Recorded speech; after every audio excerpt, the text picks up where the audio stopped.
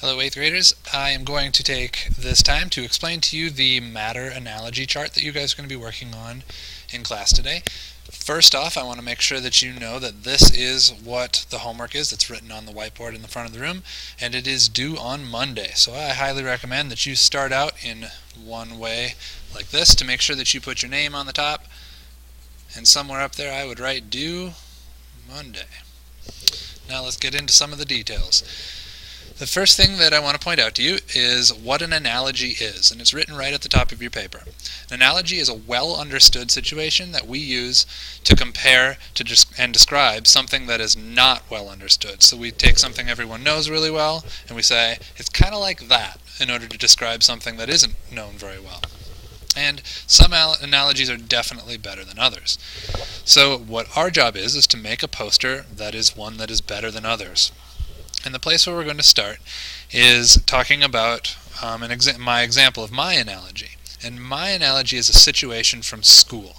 So the very first place that I want to start is where it says solid. As you've already read, solids are particles that are tightly compact. They vibrate without the ability to move freely. So in my analogy, for my school analogy, a solid is kind of like when students are not allowed to leave their desks. Think about like TCAP situation. When students aren't allowed to leave their desk, students are sitting fairly close to each other. They can't move freely, but they can still move around in their seats. There's still motion happening, but nobody's allowed to move around the room. They're all in neat little rows, just like a solid. The next step of this is for me to make my drawing, and I'd like you to follow along with me, please. So in my analogy, I've got these desks, and there are students sitting, I guess 2 to a desk, sitting very neat rows, all orderly, nobody's moving around. The next phase is liquid, and in a liquid, particles are still close together, tightly compact, but they're able to move around, but still close to each other. So again, in my school scenario, a time in school that's kind of like a liquid is like a normal classroom day. People are moving around the room, but they're still relatively close to each other. For example, if you guys need to go to the bathroom or use a pencil sharpener, etc., there's still movement happening around the room. You're not stuck to your seat. So in my picture, I've got maybe this person is still sitting at their table. This person is off to get the pass. There's the clipboard. And this person is over here using the pencil sharpener. And maybe there's a couple of other people here still sitting at their desks. So this is an example of a liquid because everyone's still pretty close to each other, but there's definitely a lot more motion independent of each other. It's not just motion happening in one spot like it was in the solid. The last one is the gas. And in a gas, this is where the particles can easily spread out or move close together. They move freely, lots and lots of energy.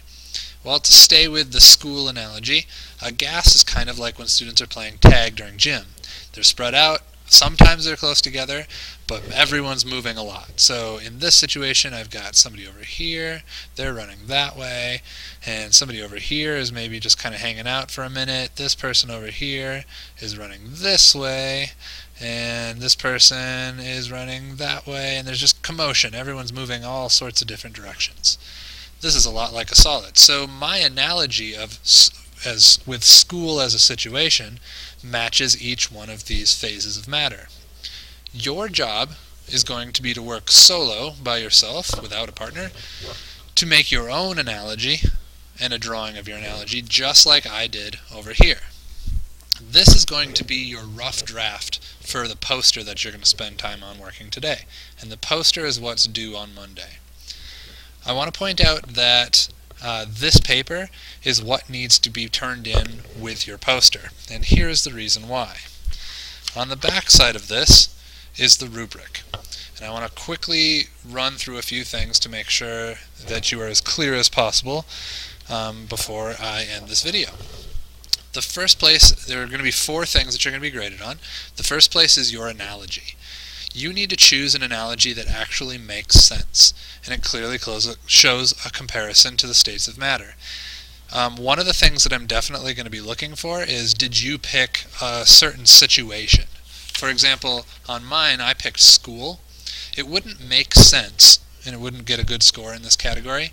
If your solid analogy was about a movie theater, and your liquid analogy was about a baseball stadium, and your gas analogy was about a bowling alley. Since those are three different situations, that doesn't make sense. It doesn't fit together. Under accuracy, I'm looking to make sure that you've accurately described all three states of matter. So an example of what you would not want to do is if under solid you said something like, all of the particles are moving around like a crazy skating rink. Well, that doesn't fit the description of what a solid should look like, and then you wouldn't get good points under accuracy. The third category is drawing and poster. Your poster should reflect an exceptional degree of creativity. All your graphics are related to the topic and make it easier to understand. Basically, this is like the quality control category. I need you to make sure that everything is for the purpose of describing these three states of matter. Finally, the last one, format. Poster is easy to follow and understand. Your name is written on the back and your rubric is included. Please make sure that if you turn this in, your rubric is with it. I will have extra copies, but you should need them because you're not going to lose this rubric poster. If you have any questions about this, you can certainly feel free to email me, but this is going to be something that you are working on today, and you should get a significant chunk, if not all the way done. Please make sure that you're using colored pencils and markers, and I will see you soon.